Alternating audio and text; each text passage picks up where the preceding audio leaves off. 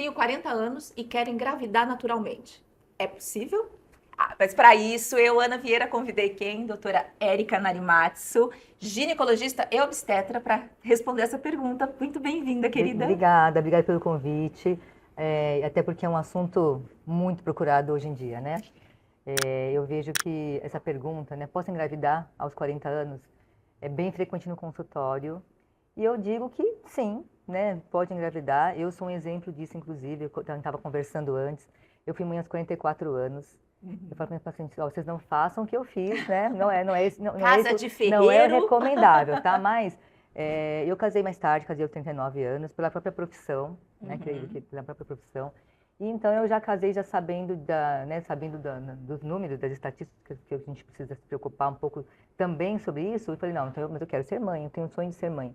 E aí eu fui buscar isso, eu demorei 6 anos para ter o meu filho, né? Hoje ele tem 9 anos, Gabriel. Eu falo, Gabriel, ele veio assim para trazer muita mudança para minha vida. O anjo Gabriel. É o anjo Gabriel, exatamente.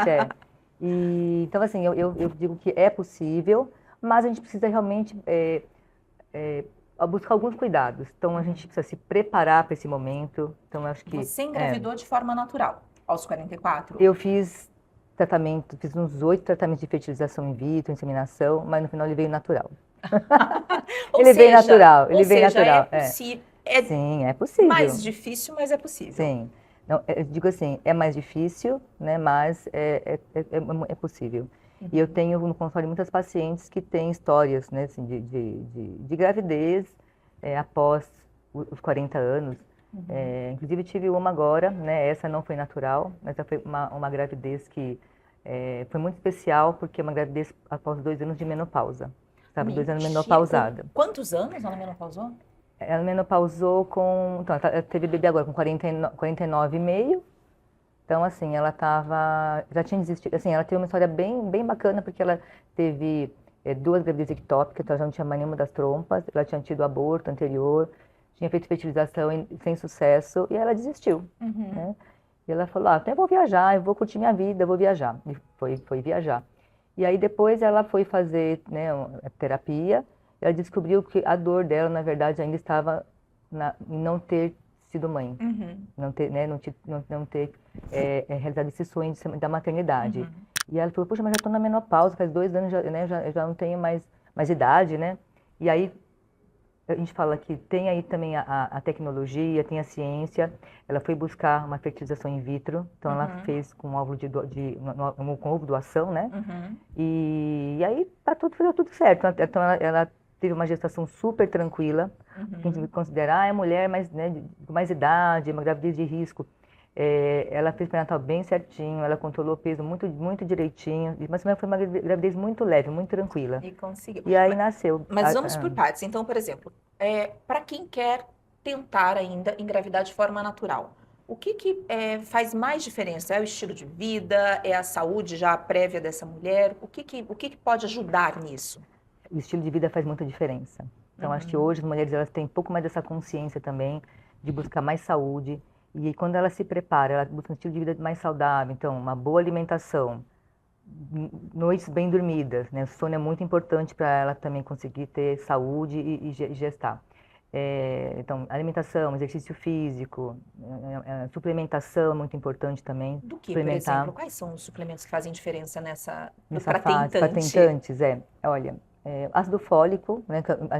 Ácido fólico, gente, a gente fala do ácido fólico, mas o ácido fólico, tradicionalmente ácido fólico, a gente usa, na verdade, o metilfolato, que é a forma ativa do ácido fólico. Então, não faz mais sentido falar de ácido fólico, se você pode usar algo que mais atual, né, que tem aí realmente uma forma ativa, que tem uma ação muito melhor.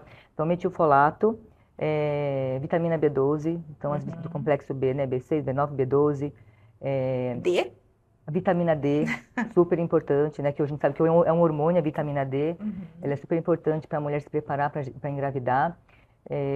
Antioxidantes, né, hoje a gente acaba indicando antioxidantes, tem aquele potencial de desinflamar essa mulher, né? Então, tem assim, esses que são os mais comuns, tá? Os mais importantes, mas a gente sabe que não é um conjunto de coisas, né?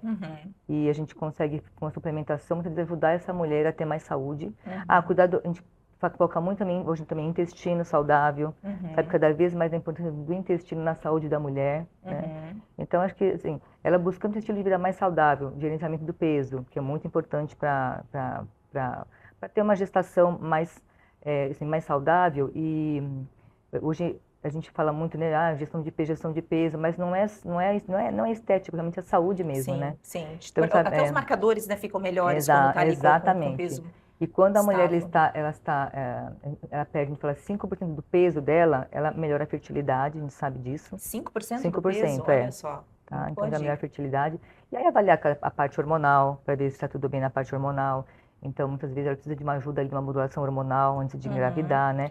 Mas Porque hoje, isso que eu ia te assim, perguntar, porque muitas vezes aos 40 anos, a gente também fala muito aqui da menopausa precoce também. Então, às sim, vezes, os verdade. hormônios já estão em declínio, ou seja, tem Uhum. que, mesmo que para tentante, tem que estar ali com acompanhamento médico para Ah, sim. poder modular esses hormônios Isso. A todos, gente fala né? modular porque é justamente você equilibrar, né, equilibrar os hormônios dela. Isso é muito importante para ter uma gravidez bem-sucedida, né? E você vê essa mulher, por exemplo, essa paciente que eu comentei, ela estava na menopausa e aí ela conseguiu E ter ela uma fazia gestação reposição? tranquila. Não fazia, ela estava nessa transição, depois ela não estava fazendo reposição naquele momento. Tá. E aí quando ela foi buscar engravidar, ela fez a reposição, né? Aham. Ok, estou tentando. Por quanto tempo, Hum. vamos lembrar, vamos usar Tá, essa vamos fase lá. dos 40 anos aí, por Vamos lá, quanto tempo seria o indicado eu tentar até procurar uma intervenção médica nesse caso? Então, quando a mulher tem menos de 35 anos, ela tem aquela idade tradicional que é 1 ano que ela pode esperar. Se está tudo bem nos exames, ela espera 1 ano tentando. Nada acontecer, é hora de buscar, né, uma investigação mais a fundo. A partir dos 35 anos, eu já oriento ela a esperar 6 meses, né? Espera 6 meses e, claro, né, fazendo todos esses exames antes, está tudo bem, suplementação para as vitaminas dela estarem também otimizadas, estarem bem. E se 6 meses não aconteceu, vamos investigar, vamos ver como a gente pode ajudar, né? E a gente começar a fazer uma investigação um pouquinho mais a fundo da fertilidade dessa mulher. Da mulher e do homem, quando faz esses exames, eu sei que obviamente falou com uma ginecologista e obstetra, Sim, mas uma mas indicação também do homem também. não, é super importante essa observação, porque quando a gente fala em fertilidade, vamos pesquisar fertilidade, é do casal mesmo, né? Porque 40% dos casos, assim, das causas de infertilidade está no homem, são causas masculinas. 40%. É quase meio a meio, né? Meio, tá ali. Então, geralmente, a mulher que vai no médico, né? A mulher que vai fazer os exames, então, a gente acaba investigando muito a mulher. Mas eu sempre oriento, né, assim, fazer um espermograma do parceiro, né? De estar tentando. Ele também procurar fazer os exames dele, fazer tipo um check-up para ver a parte dele, né, de suplementação, de saúde mesmo. E isso é importante para os dois buscarem ter um desfecho bacana, né? Um filho que eles estão tanto desejando, né? Tá. E aí a gente também entra numa outra questão. A mulher que vai, né, fazer, enfim, uma fertilização in vitro, ter ou não ter o óvulo congelado. Qual é? Existe uma idade ali que... Aqui a gente está falando, né, que já chegou aos 40, mas vamos supor, eu tenho 30 e eu sei que, ou imagino que eu vou ter, pretendo ter um filho mais tarde. O que seria no mundo ideal, para aquela que pode se planejar ainda, que tem tempo de se planejar? Sim. Isso é uma pergunta que eu recebo muito no consultório, porque as mulheres hoje, elas querem focar primeiro no trabalho, né, elas estão aí no mercado de trabalho, e elas não estão planejando ter um filho naquele momento, nem casar tão cedo, né? As mulheres hoje acabam casando um pouco mais tarde, depois de 30, 35. E então, que elas me perguntam, doutor, mas eu não quero engravidar agora. Então, o que eu oriento sempre? Se a mulher não quer engravidar nesse momento, tá? Ela já está chegando perto dos 35 anos, né? Naquela fase que seria o ideal o congelamento até 35 anos, que essa que foi a sua pergunta, né? Tá? Então, ela está chegando nesse momento, ela não tem planejamento de engravidar tão cedo. Ou ela ainda nem casou, nem encontrou ainda, né, o companheiro, né, a companheira para ter a família. E ela tem planos de engravidar, ou ela tem dúvidas. Então, o que eu oriento? Congela os óvulos, faz o congelamento, ideal até 35 anos, que sabe que são os óvulos, a gente considera considerados melhores, mais férteis, né? E então tem essa idade sim. Agora sim, a mulher chega também depois de 35 anos, né? 37, por exemplo. Ela pode congelar? Sim, ela pode congelar, né? É claro, a gente sabe que pela estatística, quanto mais novo são os óvulos, é melhor, né? Então, se ela puder... O óvulo tem a idade da mulher, é isso, né? A gente Exatamente, nasce com a quantidade de isso, óvulos. isso. Então, você está congelando ali com os 34, 35, os Os teus óvulos óvulos têm têm 30, 35. exatamente. Porque a gente nasce com eles, né? A gente não produz mais óvulos. A gente nasce com aquele número de óvulos, aí a gente vai na menopausa quando vai terminar, né? Estoque. O estoque dos óvulos, exatamente, o Acabou estoque mesmo, E, então, isso é muito importante, assim, a gente saber que existe a idade, né? A idade biológica, né? Existe a idade dos óvulos, e quanto mais precoce ela conseguir congelar, mais férteis eles são, né? E quanto mais ela deixar e postergar e resolver congelar um pouquinho mais tarde, ela vai precisar de mais óvulos congelados para ter um embrião. Tá. Mas é aceito ainda, assim? Por exemplo, sei lá, a mulher chegou com 38 anos, ela ainda, do ponto de vista médico, é possível? Sim, é possível. É possível sim, ainda sim, é congelar. possível, sim, pode congelar. O que a gente orienta muito assim, quando ela vai no infertileuta, né, no especialista em reprodução, para fazer esse congelamento, muitas vezes, eles vão orientar, ela chega muitas vezes, chega nos 40 anos, é que bate aquela, né, aquela dúvida, assim, nossa, eu não engravidei, agora será que ainda eu posso fazer o congelamento? Então, assim, pode, tá? Só que daí ele tem toda uma orientação em relação a, assim, é um investimento que ela vai fazer, um investimento alto, né? Então, assim, é válido ela fazer naquele momento? Então, assim, isso tudo eles vão questionar, eles vão colocar para elas. Por quê? Porque precisa ter mais óvulos para poder dar um embrião. Entendi. Então, muitas vezes, um tratamento de um mês não é suficiente. Ela vai ter que fazer mais ciclos para congelar o número de óvulos que precisa, né? Que precisa. E a gente fala, né? A gente está falando da mulher. Mas aí uma dúvida minha. Em relação à saúde do bebê, existe algum risco maior de desenvolver, enfim, doenças, patologias ali com a mulher com mais idade? Ou não tem essa relação? Um óvulo mais velho, quero dizer. Não, tem sim. Tem, a gente sabe que esse é uma coisa que me preocupava muito, inclusive, quando estava tentando engravidar. Eu tentei agilizar bastante, né, com tratamento logo, porque a gente sabe que por mais que a mulher ela se cuide, ela tenha um estilo de vida saudável, o óvulo dela ela tem a idade dela. Então, um óvulo que não é um óvulo de 40 não é igual a um óvulo de 20, né, tá? Em relação à fertilidade, então ela pode ter mais dificuldade para engravidar, né, para fertilizar esse óvulo. E quando ela né, tem um embrião, existe uma chance maior também de ter mais cromossomopatias, que a gente fala cromossomopatias, mais malformações do embriãozinho, né? Da parte realmente cromossômica, né? Então, na hora que vai ter aquela replicação celular, existe mais chance de falhar e ter ali, né, uma mutação alterada, né, uma mutação genética ali alterada. Então, tem sim, existe um risco maior. Então, quanto mais idade a mulher tem, existe um risco maior dessas malformações de cromossomopatias. Mas também chance de abortamentos por causa disso, né, tá? E aí a gente sabe que o estilo de vida saudável ajuda a conservar uma qualidade, assim, qualidade que eu digo, né? É uma qualidade melhor desse óvulo, tá? Então a gente até brinca, se a mulher tem uma aparência mais conservada, o óvulo dela pode ser um óvulo mais conservado, né, tá? Se a mulher ela tem um desgaste maior porque ela não se cuidou, então o óvulo também pode ter um desgaste maior. Mas assim, a gente não consegue mudar ainda muito isso, né? Assim, a qualidade do óvulo, ela tem a idade da mulher mesmo. E agora, em relação aos riscos da gestação para a mulher? Existem riscos, né? A gente sabe que pela idade, pela própria idade da mulher, né? A mulher de 40 anos não é igual a uma mulher que tem 15, 20 anos. Então, quais são os riscos? Os riscos da mulher mais madura. Então, quando a mulher está gestante, ela pode ter mais hipertensão arterial, ela pode desenvolver mais diabetes. Também se ela já for no grupo de risco para isso, ela pode ter mais chance de ter um parto prematuro, né, a pré-eclâmpsia, depressão pós-parto, mais hemorragia pós-parto. Então, existem alguns riscos que essa mulher ela pode ter na gestação, não quer dizer que ela vai ter, ela pode ter, tá? Porque é muito importante essa assistência do pré-natal ser algo que vai ajudar a evitar esses problemas na gestação. E o parto natural ou cesárea influencia em relação a isso? Existe um aumento de cesariana nessas mulheres após 40, tá? Porque existem estudos que mostram que a mulher após 40 anos, o ideal é chegar aos 39 anos, a gente conversar com ela sobre, né, os possíveis riscos e muitas vezes já intervir nesse momento com uma indução de parto, né, ou algumas para cesariana, para diminuir os riscos para ela, né, no parto, que pode aumentar após 39 semanas de gestação. Tá. Tá. E se a mulher já teve um filho previamente? Tipo, o meu segundo filho. Acontece muito, né? Às vezes a mulher tem um filho muito jovem, depois está no segundo relacionamento e tal, e quer ter um outro filho.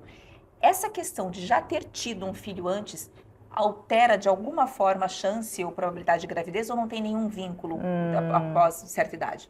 Não tem. Antigamente achava que tinha, mas não tem. E nem da via de parto, né? De repente ela teve uma cesariana na primeira gestação, é muito comum. Aí na segunda elas querem agora tentar um parto normal e elas podem tentar um parto normal. E aí agora em relação à idade da mulher, então, por exemplo, você começou contando de um caso de uma paciente que já estava menopausada e tudo mais, e conseguiu fazer a fertilização, no caso ela foi a fertilização in vitro. Foi. A saúde da mulher também tem que ser avaliada, mesmo tendo o óvulo congelado e tudo mais, para poder depois ela ter essa gestação, não? Ah, sim, tem. É muito importante também. Porque assim, ela vai se submeter a um tratamento para ter um filho, né? Então, se ela tem uma idade mais avançada, ela tem que ter esse cuidado com ela, né? O autocuidado, porque ela tem que estar saudável para poder gestar, para poder fazer o tratamento, né, e gestar, e chegar à gestação até o final e ter o seu bebê. Então, é muito importante, sim, ela se cuidar, né?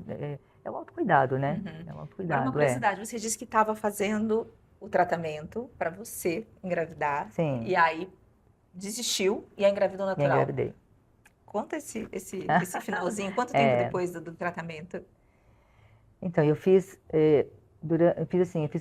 tratamentos, fiz 8 seguidos, foram vários tratamentos seguidos, né? Assim, e aí, quando chegou no final, né, quando eu engravidei o Gabriel, foi dezembro.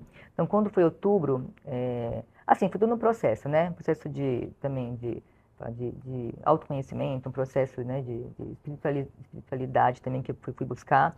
E quando foi novembro, eu fiz uma fertilização in vitro e não deu certo, né?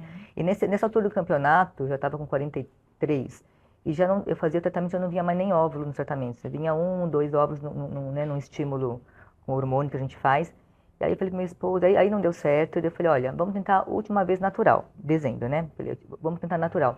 Se não acontecer, vamos desistir.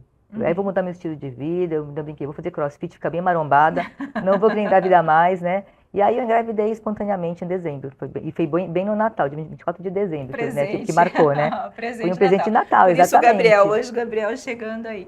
Deixa suas considerações finais, doutora, por favor, para essa mulher, para essa tentante, ou a pessoa que tem esse desejo. Olha, eu digo assim, quando a gente... existem riscos após os 40 anos de uma mulher gestar? Existem alguns riscos? Sim, existem, tá?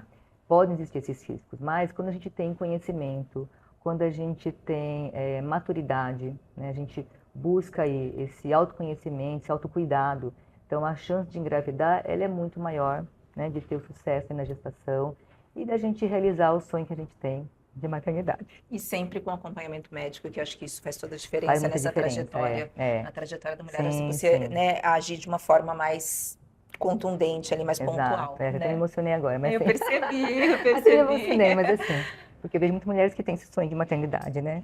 E elas acabam meio que se frustrando quando chega essa idade que elas querem buscar, e aí muitas vezes elas encontram até para profissionais mesmo, né?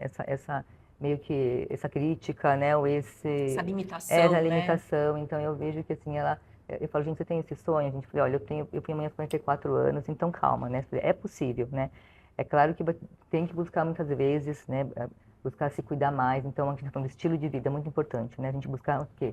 O estilo de vida mais saudável. Isso faz muita diferença. E eu vou fazer uma pergunta rapidinha aqui, só para a gente fechar, que foi um corte nosso de uma live que todo mundo me pergunta até hoje, do bendito do óleo de coco para a candidíase, que ajuda nesse combate da cápsula de óleo de coco. Explica rapidinho como é que faz, pelo amor de Deus. Como é que faz a cápsula? A cápsula. Ah, tá. Então, sobre o óleo de coco, a gente fala que o óleo de coco ele tem várias funções, ele é natural, então ele tem função de anti-inflamatório, antibacteriano, antifungicida. E hoje as mulheres, elas quem gosta de medicina natural, elas usam como lubrificante, como hidratante, né? E aí, para fazer a cápsula, caseiramente, eu falo, pega aí um blister de medicamento, de comprimido que é maior, né? Tilenol é bom, né? Que seja grande, né? Higieniza, E aí depois você pega o óleo de coco extra virgem, tá? Tem que ser um óleo de coco bacana também para isso. E aí você põe em banho-maria, ele vai derreter e você vai colocar naquelas forminhas que são as próprias forminhas de comprimido e põe no freezer, tá? E aí você consegue tirar como se fosse um comprimido, né? Porque senão você tira, ele vai derretendo e você consegue usar essas cápsulas de óleo de coco, né? Em várias situações, então, como hidratante, como lubrificante, às vezes até como preventivo de candidíase, para algumas mulheres elas usam e adaptam bem. O lubrificante não pode com látex, não é? Isso, é lembrar que Não pode com o óleo de látex. coco ele corrói o látex, então tomar cuidado. Isso mesmo. E assim, quem está em São Paulo não precisa colocar em banho-maria, porque a gente não tem calor nessa É cidade. verdade. Querida, Exato. muito obrigada pela Obrigada. participação. Está sempre Eu que aqui, agradeço, mais do que Ana. bem-vinda pelas Não, eu que informações. agradeço participar e tá aí passando informações para as mulheres 40 a mais. Então, parabéns, viu? Porque assim, é realmente acho que é o assunto do momento é a mulher 40 a mais querer se cuidar mais. Exatamente. Gente, Tá. a gente tem aí, ó, tá começando o segundo tempo. Quer dizer, eu tô começando o segundo tempo, 45, começando o segundo tempo. Exatamente. Vamos pra frente. Muito obrigada, até a próxima Ser Mulher 40 a mais.